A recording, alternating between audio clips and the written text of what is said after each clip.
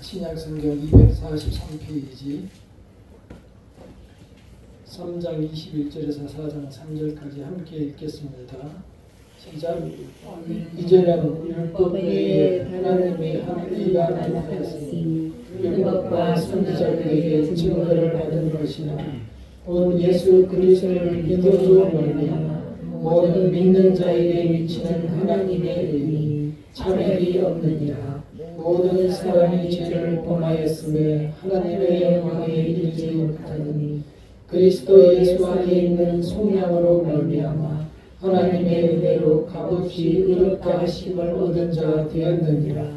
이 예수를 하나님이 그의 피로써 믿음으로 말미암는 화목제물로 세우셨으니 이는 하나님께서 길이 참으시는 일에 전에 지은 죄를 간과하심으로 자기의 의로우심을 나타내려 하시니 곧 이때에 자기의 의로우심을 나타내사 자기도 의심에 또한 예수 믿는 자를 의롭다 하려 하시니라. 그런즉 자랑할 때가 어디 있느냐? 있을 수가 없느니라. 무슨 법으로냐? 행위로냐? 아니라 오직 믿음의 법으로니라. 그러므로 사람이 의롭다 하심을 얻은 것은 율법의 행위에 있지 않고 믿음으로 되는 줄 우리가 인정하노라. 하나님은 다만 유대인의 하나님이시냐? 또한 이방인의 하나님은 아니시냐? 진실로 이방인의 하나님도 되시느니라. 할례자도 믿음으로 말미암아 또한 무할례자도 믿음으로 말미암아 의롭다 하실 하나님은 한 분이시니라. 그런즉 우리가 믿음으로 말미암아 율법을 파기하느냐? 그럴 수 없느니라. 도리어 율법을 굳게 세우느니라. 그런즉 육신으로 우리 조상인 아브라함이 무엇을 얻었다 하리요? 만일 아브라함이 행위로서 의롭다 하심을 받았으면 자랑할 것이 있으려니와 하나님 앞에서는 없느니라. 성경이 무엇을 말하느냐? 아브라함이 하나님을 믿음에 그것이 그에게 의로 여겨진 바 되었느니라.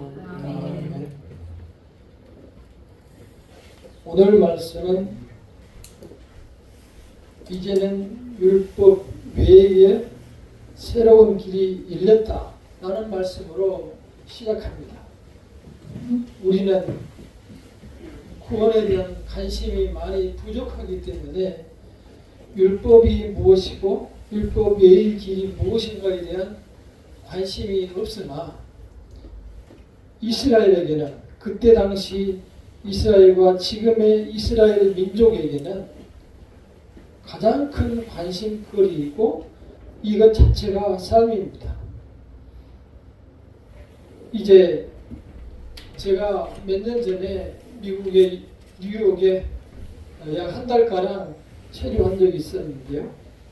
그때도 보면은 유대인의 명절이라고 해서 그 시 자체에서 아예 휴일을 쉬기도 하고 그 사람들은 지금도 주일날은 아무것도 하지 않고 아주 경건한 율법식의 주의를 지키고 있습니다.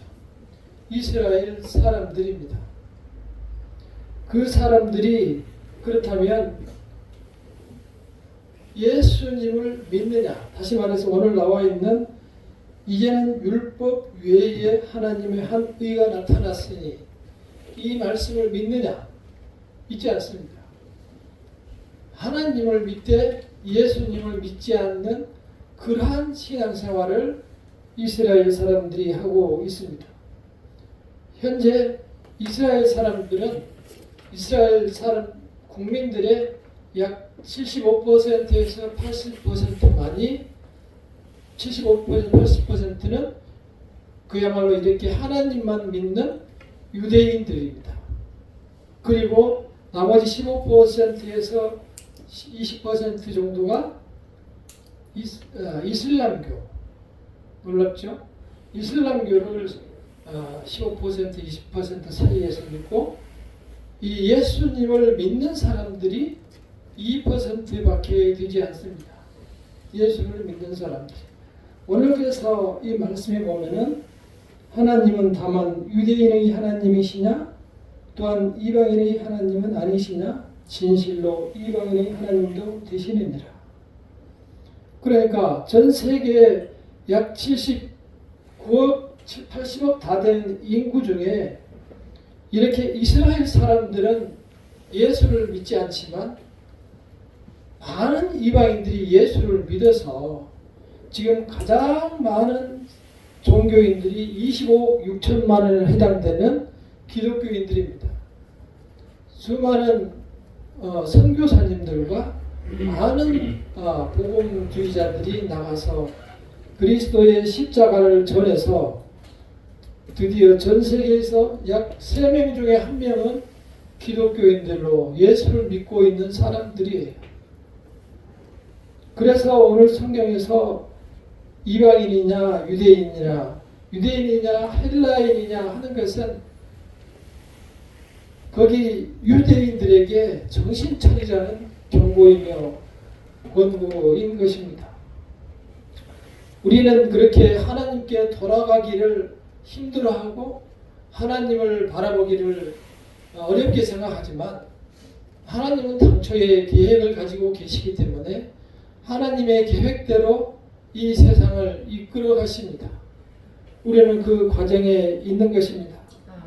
율법과 비교할 수 없는 새로운 길을 마련해 놨으나 구원을 받을 수 있는 새로운 길을 마련해 놨으나 많은 사람들이 관심이 없어요.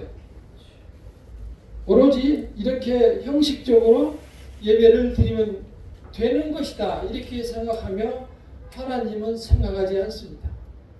그러한 신앙생활을 계속하는 이스라엘 백성들에게 이러한 말씀을 주면서 구원의 증거가 있다면 예수를 믿는 것이다. 예수를 믿는 것이라고 오늘 심주어 말하고 있는 것입니다. 함께 22절을 읽어보도록 하겠습니다. 시작. 곧 예수 그리스도를 믿음으로 말미암아 모든 믿는 자에게 미치는 하나님의 의인이 차별이 없느니라. 예수 그리스도를 믿는 믿음 그리고 하나님의 의라는 것은 예수 그리스도를 믿음으로 인해서 의롭게 되어서 그 사람이 하나님의 백성이 되는 그러한 논리를 말하는 겁니다. 이제 여기에서 의라고 하는 것은 하나님의 사람이 되어 구원을 받는 하나님의 백성으로 의로운 사람이 되었다라는 사실을 말씀하고 있습니다. 따라서 예수를 믿는 것이 오늘 말씀의 핵심입니다. 그 예수께서는 왜 오셨는지는 다음에 말씀드리지만 우리는 우리 자신이 예수께서 왜 오셨는지 생각하며 이 세상을 살아가야만 우리에게 이 새로운 길을 만날 수 있게 되는 겁니다. 우리는 흔히 그렇습니다. 나는 죄 지은 것이 없어. 그렇게 말하고 다른 사람을 비교해서 아무 죄가 없다라고 생각하지만 혼자 있을 때를 생각해 보면은 또는 다른 사람들과 관계 속에서 나를 생각해 보면 내 자신이 죄인이라는 사실을 부인할 수가 없습니다. 그게 직장에 가면 무조건 고객이 왕이다. 고객이 항상 옳다. 고객에 대한 항상 예라고 답해라. 이것을 직업윤리로 가리킵니다. 고객이 맞든 틀리든 항상 고객은 맞다. 항상 고객이 답이다. 고객이 왕이다. 이렇게 가리키고 그것을 실천하게 만들고 그걸 지키지 않으면 벌을 주고 월급을 깎기도 하는 것이 직장입니다. 한때는 애슐리라는 직장에 가보면은 직원들이 무릎을 꿇고 주문을 받은 적도 있었죠. 이제 아마 지금은 하지 않은 것 같은데 세상이 그렇습니다. 최근에 보도가 된 것도 있지만 어떤 마트에서 아이들이 뛰놀고 문 있는 데서 달려다니니까 거기 종업원이 왜 여기서 떠들면 안 되고 위험하다고 이렇게 제지를 했더니 그 주인이 아니 그 애들 어머니가 그 종업원을 야단을 치면서 아주 무릎같이 꿇리고 네가 뭔데 우리 아이를 다스리고 지적을 하느냐 그러면서 혼내는 것이 동영상으로 뉴스에 올라온 적이 있습니다. 그 무릎 꿇는 사람, 무릎을 꿇린 사람의 차이는 뭐냐면 돈을 가졌느냐, 돈을 갖지 않은 사람이냐, 이 차이입니다. 죄를 짓는다는 것이 돈을 가지고 있다는 것이 무슨 죄입니까? 돈이 많으면 좋죠. 돈 자체가 문제가 있는 것이 아니고 돈이 있는 것은 축복이에요. 그러나 그 돈을 다스리지 못하는 것은 불행이고 죄입니다. 그래서 성경은 말하기를 돈을 사랑함이 모든 죄의 만악의 근본이니라, 뿌리이니라, 이렇게 말을 했습니다. 우리에게 돈을 잘 관리하고 돈에 우리가 종노릇해서는 안 된다는 말씀입니다. 우리는 이러한 세상에 같이 살아가고 있다는 사실을 우리가 잊어서는 안 됩니다. 그 속에서 나도 어느새 세상 사람이 되어서 내가 죄인인지 아닌지 분간할 수 없게 되기 때문입니다. 우리가 왜 이렇게 모두 악하고 강하고 분노하고 시기하고 참으로 죄를 좋아하는 사람으로 살게 되었을까? 그 뒤를 한번 계속 돌아가 보면 아담의 범죄의 그 뿌리가 있습니다. 아담이 처음에 아담과 하와에게 다가온 사탄이 있었어요. 사탄이 와서 말합니다. 하와에게 이렇게 얘기해요. 저 앞에 있는 선악과를 맛있게 생겼지. 맛있을 것 같은데요. 저거 먹어봐. 먹으면은 너도 하나님같이 지혜롭고 능력이 훨씬 좋아지고 모든 것을 다 할 수 있는 능력 있는 분이 돼. 먹어봐. 그런데 그 전에 이미 하나님께서 아담과 하와와 약속을 했어요. 너는 저 선악과를 먹으면 반드시 죽는다. 다른 모든 과일은 다 먹어도 약속 하나. 선악과 먹으면 반드시 죽는다. 근데 사탄이 와서 유혹할 때 그 말, 하나님의 말씀은 생각이 나지 않고 사탄의 말이 들리는 거예요. 왜? 사탄의 말은 분명히 너가 하나님과 똑같이 된다라고 거짓말을 해서 알려주는 거예요. 사탄은 거짓말을 하는 방법을 사용했고 인간은 그 마음속에 하나님이 만들어 놓은 피조물이 만드신 하나님과 똑같이 되겠다고 하는 그 교만한 마음이 두 개가 합쳐져서 거짓과 교만한 마음이 합쳐져서 죄의 뿌리가 되었습니다. 그 죄의 뿌리가 계속 자식들에게 넘어갔어요. 보면은 그 뒤에 낳은 아들, 큰 아들 누구였죠? 가인과 아벨이 있었어요. 큰 아들과 작은 아들이 둘 다 농사를 지어서 하나님께 제사를 드렸습니다. 둘째 아들은 목축업을 했기 때문에 첫날 새끼를 들여서 하나님 앞에 제사를 드렸습니다. 그런데 그 둘 제사 중에 하나님께서 누구의 제사를 들어줬어요? 동생 아벨의 제사만 받아주시고 형의 제사를 받아주지 않았습니다. 우리는 여러 가지 그걸 두고 말을 많이 해석을 하는데요. 짐승의 제사는 피를 흘려야 된다. 여러 가지 얘기를 하지만 하나님께서는 거기에 이렇게 말씀합니다. 창세기 4장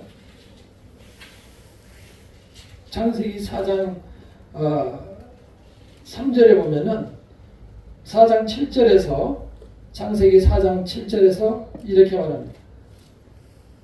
내가 선을 행하면 어찌 낯을 들지 못하겠느냐. 선을 행하지 아니하면 죄가 문 앞에 엎드려 있느니라. 죄가 너를 원하나 너는 죄를 다스릴지니라. 그러니까 제사를 드리는 그 가인의 마음은 그냥 형식적으로 제사를 드린 거예요. 제사 드려야 되니까 제사를 드린 거예요. 그러나 아벨의 마음속에는 천양의 새끼로 그리고 피의 제사로 감사함으로 하나님께 제사를 드린 거예요. 소위 말해서 그 형식의 예배와 그 마음으로 드리는 그 예배의 차이가 있었어요.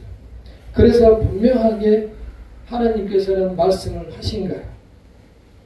사실 그 사이에서 그 동생 아벨이 형에게 잘못이 하나도 없어요.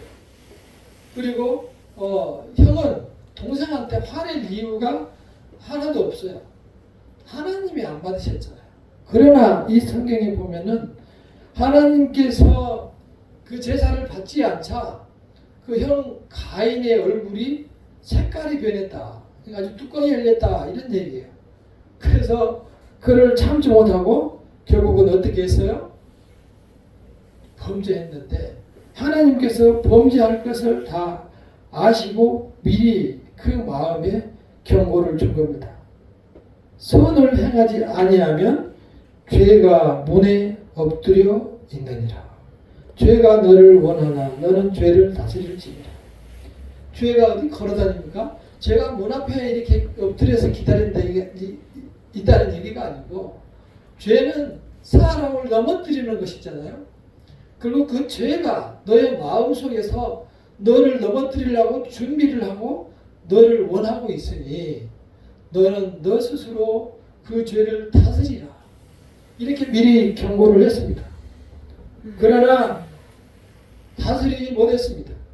형이 죄 없는 동생을 아무도 보지 않는 들로 불러내어 동생을 쳐 죽였습니다. 아담으로부터 시작된 죄는 자식들에게 그 죄의 씨앗이 되었고 그렇게 큰아들은 동생을 쳐 죽였습니다. 그리고 이제 유리하며 방황하며 살아가고 밖에서 많은 사람들을 또 아내로 삼아서 자손을 계속 낳았는데 다섯 번째 라멕이라는 사람이 나왔는데 그 사람도 역시 자기가 기분 나빠서 자기가 상처를 받아서 내가 사람을 죽였고 내가 기분이 상해서 소년을 죽였노라 라고 여기 4장 23절에 보면 나와 있어요. 그 라멕이라는 사람은 두 여자를 두고 있었는데요. 아다와 실라여 내 목소리를 들으라. 라멕의 아내들이여 내 말을 들으라. 나의 상처로 말미암아 내가 사람을 죽였고 나의 상함으로 말미암아 소년을 죽였도다.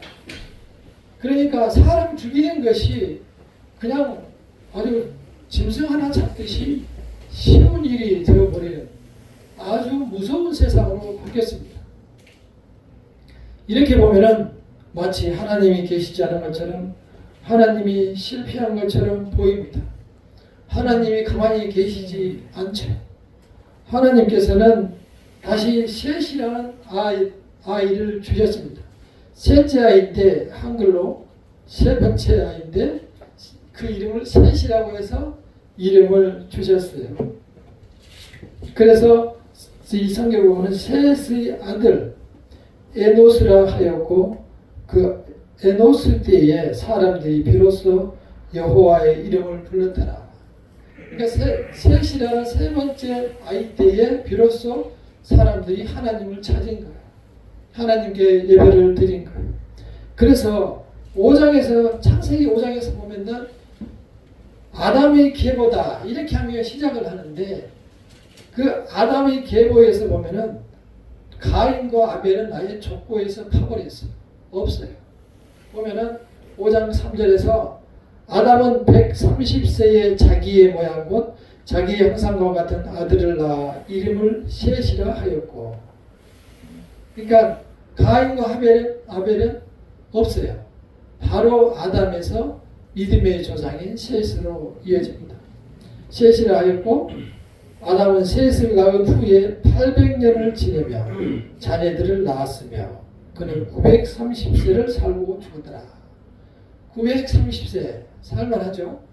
930세 정도 130세에 셋을 낳고, 그러니까 우리 성도님들은 아직 청년에 해당된 거예요.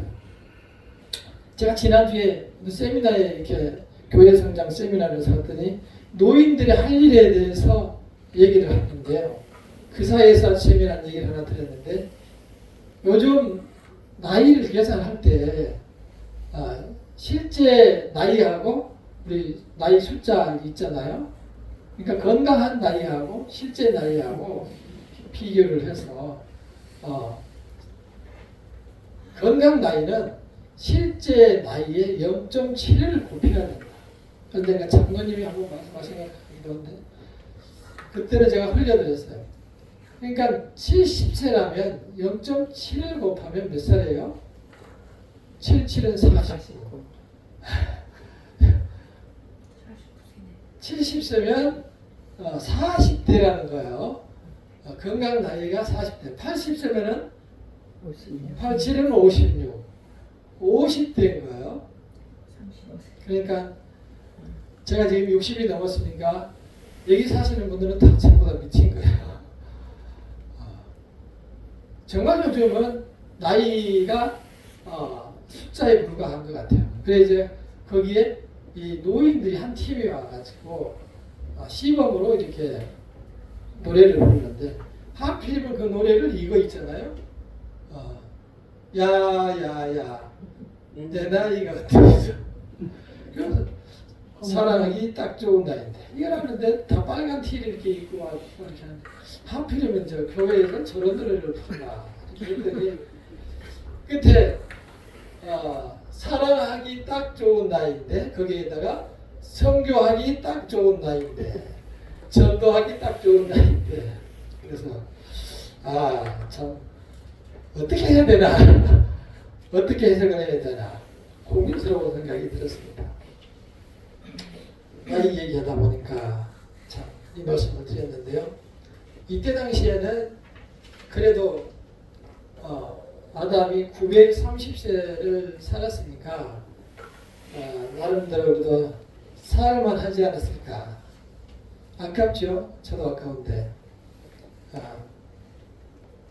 그래서 사람들이 생각 속에 그 마음 속에 죄의 뿌리가 죄의 씨앗이 놓여 있기 때문에 우리가 어딜 가든 죄에서 벗어나지를 못하게 되었고 하나님은 죄를 매우 싫어하고 미워하기 때문에 그 죄를 없애기 위한 고민을 오늘 말씀하신 것이 말씀의 핵심인 겁니다.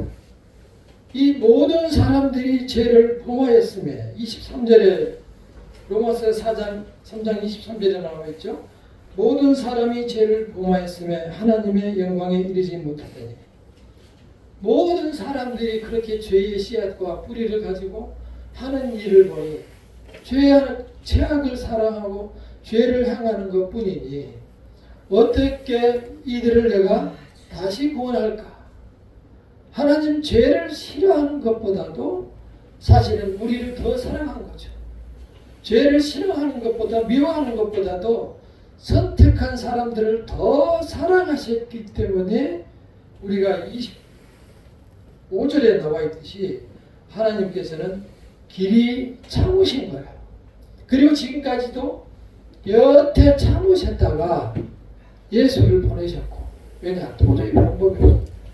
마지막으로 예수를 보내셨고 지금 우리가 기다리고 있는 것은 재림때만을 기다리고 있는데 우리를 사랑하시기 때문에 지금도 많은 주님의 백성이 돌아오기를 기다리고 있는 거예요. 우리가 그러한 하나님의 마음과 그리스도의 사랑을 생각하시고 이 세상을 살아가야 우리가 이겨낼 수 있습니다. 우리는 주님의 그러한 계획을 받아들이시고 그러한 계획을 이해하시기를 바랍니다. 하나님께서는 아무렇게나 세상을 만들지 않았고 분명히 이 세상을 우주를 만들 때 하나님의 계획을 가지고 만드셨습니다. 사계절이 있고 매일 지구가 돌아도 똑같은 날이 그 다음날 정확하게 24시간 후에 그 다음날 일어나는 것을 보면서 우리는 지구가 우연히 만들어졌지 않다는 것을 깨달을 수 있습니다. 그리고 모든 사람들이 성경에 나와 있는 대로 살다가 모두가 가는 것을 볼 수 있습니다. 우리는 그러한 가운데에서 수많은 사람들 중에서 다 죄를 사랑하고 죄에 빠져 죽는 가운데서 우리를 선택하시고 얼마나 사랑하셨는지 십자가에 자기의 독생자를 죽기까지 사랑하셨다는 사실을 깊이 생각하셔야 합니다. 우리를 이 세상에 불러 이 세상에 오게 할 때 이 세상 죄에 휩쓸려서 있는 듯 없는 듯 사는 것이 아니고 하나님의 자녀로 구별되고 귀하게 정말 살아가라고 우리를 이 세상에 부른 거예요. 남다른 거예요. 비록 우리의 행위와 우리의 살아가는 모습이 세상 사람들과 별 차이가 없을지 모르지만 하나님은 우리의 마음속에 그리스도를 믿는 믿음을 심어주셨고 그 믿음으로 끝까지 지키며 살아가기를 원하시고 우리를 부르신 것입니다. 그 사랑을 따라서 이 세상을 살아내시기를 바랍니다. 우리가 이제 하나님의 사랑을 깨달으시기를 원합니다. 하나님께서는 그 믿음을 선택한 자녀들에게만 주셨습니다. 히브리서 11장 7절에 보면은 하나님의 아브라함에게 하신 말씀이 있습니다. 히브리서 11장 7절에 믿음으로 노아는 아직 보이지 않는 일에 경고하심을 받아 경외함으로 방주를 지었다고 말씀하시고 17절에 보면은 아브라함은 시험을 받을 때에 믿음으로 이삭을 드렸으니 그는 약속들을 받은 자로 되어 그 외아들을 드렸느니라. 무슨 말씀이냐 하면은 아브라함이 이삭을 드렸잖아요. 이삭을 드릴 때에 분명히 처음에 하나님께서 그랬어요. 그 다음에 나와 있듯이 18절을 한번 보면은 그에게 이미 말씀하시기를 내 자손이라 칭할 자는 이삭으로 말미암으리라 하셨으나 다시 말해서 분명히 너의 자손은 이삭으로 말미암아 계속될 것이다. 이렇게 했는데 그 이삭을 드리라고 하는 거예요. 그럼 이삭이 죽으면 후손이 없어지잖아요. 그럼에도 불구하고 아브라함이 들을 수 있던 것은 믿음이 있었던 거예요. 자, 19절을 보면은 그가 하나님이 능히 이삭을 죽은 자 가운데서 다시 살리실 줄로 생각한지라. 비유컨대 그를 죽은 자 가운데서 도로 받은 것이다. 그러니까 아브라함이 이삭을 드릴 때는 드려도 나는 틀림없이 저분을 믿어. 저분이 아들을 비록 죽인다고 해서 죽이겠지만 반드시 살려내실 거야. 라는 하나님에 대한 믿음이 분명한 거예요. 그리고 하나님께서 약속을 했는데 하나님은 약속을 지키실 것을 분명히 믿었어요. 이 성경에 그렇게 기록하고 있어요. 그러한 믿음으로 이 세상을 이겨냈던 것이 이 믿음의 조상들의 삶이었어요. 우리가 히브리서 11장을 한번 찾아보겠습니다. 히브리서 11장에서 보면은 그 믿음의 조상들이 마음속에 이 세상을 살아가며 어떠한 마음을 가지고 살았는지 한번 보도록 하겠습니다. 히브리서 11장 13절을 읽어보겠습니다. 13절에서 16절까지 히브리서 365페이지 11장 13절에서 16절 시작. 이 사람들은 다 믿음을 따라 죽었으며 약속을 받지 못하였으되 그것들을 멀리서 보고 환영하며 또 땅에서는 외국인과 나그네임을 증언하였으니 그들이 같이 말하는 것은 자기들이 본향 찾는 자유를 나타냅니다. 그들이 나온 바 본향을 생각하였더라면 돌아갈 기회가 있었으려니와 그들이 이제는 더 나은 본향을 사모하니 곧 하늘에 있는 것이라. 이러므로 하나님이 그들의 하나님이라 일컬음을 받으심을 부끄러워하지 아니하시고 그들을 위하여 한 성을 예비하셨느니라. 이 약속을 믿고 세상에서 살아갔어요. 죽어가는 지금까지 죽어간 수많은 믿음의 조상들은 분명하게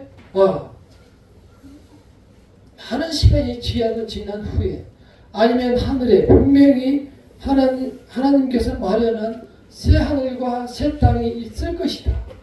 이 분명한 믿음을 다 가지고 있었어요. 그 마음에 그러한 본향을 사모하는 마음을 가지고 살았으니 이 세상을 살아갈 때에 나그네라는 생각으로 살아갔으니 마음이 굉장히 가벼웠어요. 그리고 하늘나라와 미래에 대한 소망이 있는 거예요. 나는 지금 어디론가 그 하나님을 만나러 가고 있다는 그러한 남다른 기대를 가지고 사모함을 가지고 이 세상을 살아가게 되는 거예요. 그러한 것이 그 사람들의 믿음이었어요. 새하늘과 새 땅이라고 해서 요즘 신천지가 나와서 난리지만 이 새하늘과 새 땅을 하나님께서 준비해서 하나님의 자녀들에게 알려주고 있고 믿음을 가진 자들은 그 소망을 가지고 이 세상을 살아가신 거예요. 우리도 이 믿음의 조상들의 믿음을 따라서 본향 천국에 대한 소망으로 어려움을 이겨야 돼야 우리가 이 몸을 육신을 현실에 두고 살아가기 때문에 힘들어서 막 굉장히 어렵게 세상을 살아가는데 우리가 이겨내야 합니다. 그 방법을 생각할 때에 최근에 우리가 잘 알고 있는 누굽니까? 오은영 박사의 강연하는 것을 하나 들어봤는데요. 행복의 조건으로 두 가지를 이렇게 얘기를 하더라고요. 첫째는 마음의 평안. 저는 그것부터 얘기하길래 좀 놀랐어요. 마음의 평안. 두 번째는 원만한 인간관계. 이 두 가지를 얘기하더라고. 행복의 조건이라고. 우리가 생각하는 행복의 조건은 뭐예요? 첫째도 돈이고 둘째도 돈이고 셋째도 돈인데 이분이 물론 의사죠. 이분이 상당히 저는 이렇게 신뢰가 가는 것은 심리학 박사이며 의사인데 치료를 하는 방법을 알려주고 그 치료 방법을 적용시킬 때 거의 치료를 하는 것으로 봤어요. 대단한 거야. 심리는 보이지 않잖아요. 근데 치료를 하시더라고요. 그분이 이제 그래서 상당히 비싸다고 해요. 그래서 그분 이렇게 마음의 평안과 원만한 인간관계 이것이 행복의 조건이다 라고 말하면 우리는 다 있을 만큼 돈이 있으니까 하는 얘기겠지 이렇게 생각을 합니다. 물론 그럴 수도 있어요. 그러나 저는 이 말씀에 상당히 공감을 합니다. 마음의 평안, 원만한 인간관계. 마음의 평안을 위해서는 우리가 경쟁관계를 남하고의 경쟁관계를 벗어나야 돼요. 그리고 어떤 세상 욕심에 대한 그런 집착을 내 스스로 벗어나야 돼요. 이분이 하는 얘기는 재벌이라고 하루에 5끼를 먹겠느냐, 재벌이라고 뭐 금변기에다가 금똥을 싸겠느냐, 다 똑같다는 얘기예요. 그리고 일시적으로 세상에서 성공해서 합격해서 높은 자리에 간다고 하는 것이 행복의 순간은 되겠지만 인생 전체의 행복은 되지 않는다라고 얘기하는 거예요. 전적으로 공감합니다. 그리고 두 번째, 원만한 인간관계 이렇게 얘기를 하는데 이 원만한 인간관계를 위해서 다른 사람들이 하는 것을 보고 안 된 것은 따라하지 말고 내가 보기에 괜찮은 것만 나에게 적용시켜라.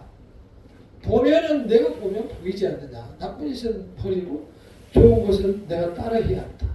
타산지석으로 살라고 하는데 왜 그렇게 얘기하느냐 얘기를 자기가 말하는데 사람은 그것을 보고 깨달아야만 내 자신을 내가 변화시킨다. 남들을 보고 그거를 보고 나는 이렇게 해서는 안 되겠다는 것을 내가 깨달아야만 내가 알아야만 내가 나에게 적용을 시킨다는 거예요. 그렇게 해서 내가 회복이 된다는 거예요. 우리가 이러한 방법을 인간적으로 세상을 살아가는 기술로 배울 필요가 있습니다. 그러나 이러한 것은 우리가 살아가는 순간에 적용하는 하나의 방법이 될 뿐이지 완전한 인간관계나 완전한 방법은 되지 못합니다. 왜요? 그것이 나를 영원히 지켜주지 못하기 때문에 이러한 방법들은 내가 내 발로 걸어다닐 때까지만 유효합니다. 내가 내 발로 걸지 못할 때는 아무것도 의미가 없는 것들이에요. 그때는 내가 대화할 수 있는 사람은 내가 대화할 수 있는 분은 나의 성령님과 하나님 뿐이에요. 아멘. 그래서 우리의 삶을 영원히 지켜주실 분은 우리 하나님이시고 우리 안에 계시는 성령님이세요. 우리가 이러한 신앙 자세를, 하나님을 믿는 자세를 갖지 않으면 이 세상에서도 매일 유리하고 방황하며 힘들게 살아가게 되는 것입니다. 세상에 있는 모든 방법을 한 번에 이길 수 있는, 해결할 수 있는 방법이 내가 예수를 믿는 거야. 예수를 분명하게 보이지 않지만 믿고 나의 주님으로 받아들일 때에, 그분이 나를 위해서 십자가를 지셨다는 사실을 나의 것으로 받아들일 때에 크리스마스가 기다려지고 그날이 기쁨 성탄절이 되는 거예요. 그리고 나에게 주어진 인생의 날들이 힘있게 살아갈 수 있는 거예요. 이사야 40장 30절을 마지막으로 읽어보도록 하겠습니다. 이사야 40장 30절에 보면은 오직 여호와를 앙망하는 자는 새 힘을 얻으리니 독수리가 날개치며 올라감 같을 것이요 다름박질을 하여도 공비하지 아니하겠고 걸어가도 피곤하지 아니하리로다. 이 사람이 누구일까요? 오직 여호와를 앙망하는 자는 새 힘을 얻으리니 독수리가 날개치며 올라감 같을 것이요 다름박질을 하여도 공비하지 아니하겠고 걸어가도 피곤하지 아니하리로다. 이 성도의 삶입니다.